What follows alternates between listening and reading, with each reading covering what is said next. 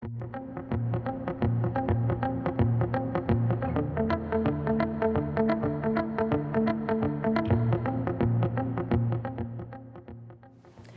계속해서 공시 진단을 해보는 시간입니다. 타큐 뉴스의 조호진 대표와 함께합니다. 안녕하세요.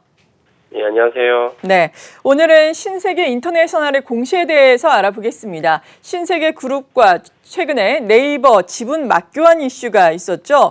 여기에서 신세계 인터내셔널이 가장 큰 수혜를 입을 것이다라는 분석에 따라서 어제 장중한 때 6% 오름세를 나타내기도 했습니다. 결국에는 신세계 인터내셔널 2.44% 오름세로 거래를 마쳤는데 주요 공시 내용 자세하게 짚어볼까요? 예, 그 신세계와 네이버가 이제 지분을 이제 맞교환하기로 했습니다. 근데 이제 네이버는 네이버의 자사주를 이제 신세계 그룹에 제공을 했는데, 신세계 그룹은 이제 이마트는 이제 그 자사주를 제공을 했지만 신세계 자체는 이제 자사주가 없습니다. 그래서 신세계의 계열사인 신세계 인터내셔널의 주식을 네이버에 제공을 했습니다.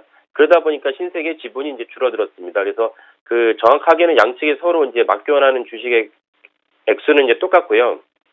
구체적으로 보면은 이제 신세계가 신세계 인터내셔널 주식을 약 1,000억 원, 1,024억 원을 이제 그 네이버에 이제 제공한 것입니다. 그리고 이제 그만큼 지분이 줄어들죠. 그래서 지분이 줄어들지만 워낙 갖고 있던 지분이 45%였기 때문에 경영권에는 큰 문제가 없습니다.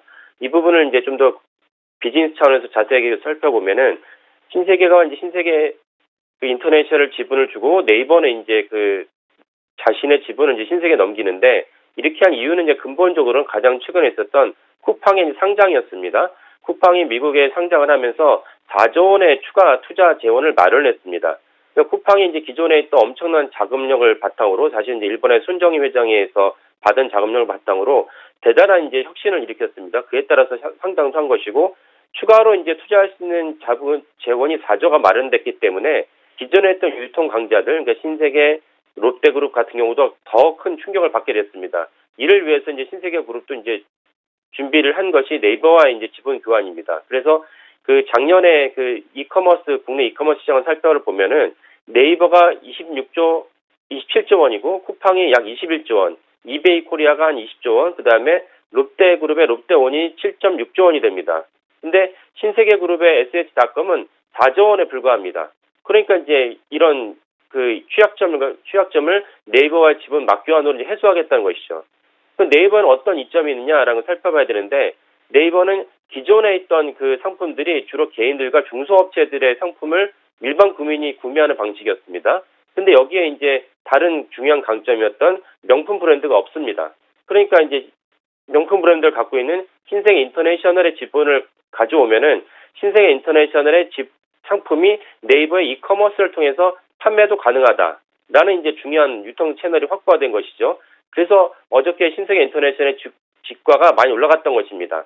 그러니까 이런 양측의 서로의 이제 그 약점을 갖다가 강점으로 보완할 수 있는 중요한 이제 사업의 시너지 효과가 발생했다, 이렇게 이해하시면 되겠습니다.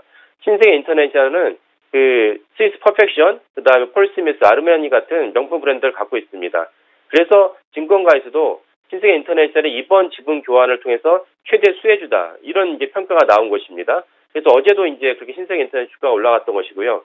그 사실상 이번 지분 맞교환을 통해서 물류에 대해서는 이제 CJ, 그다음에 그 이커머스의 그 유통 채널은 이제 네이버, 그다음에 또 다른 명품 브랜드는 신세계 인터내셔널, 이렇게 삼각 공조가 이제 이루어졌다, 이렇게 볼 수가 있습니다. 이것은 이제 쿠팡의 또 다른 아마 그 대응이 이제 있지 않을까 싶습니다. 여기까지 공진단의 탁기원이었습니다.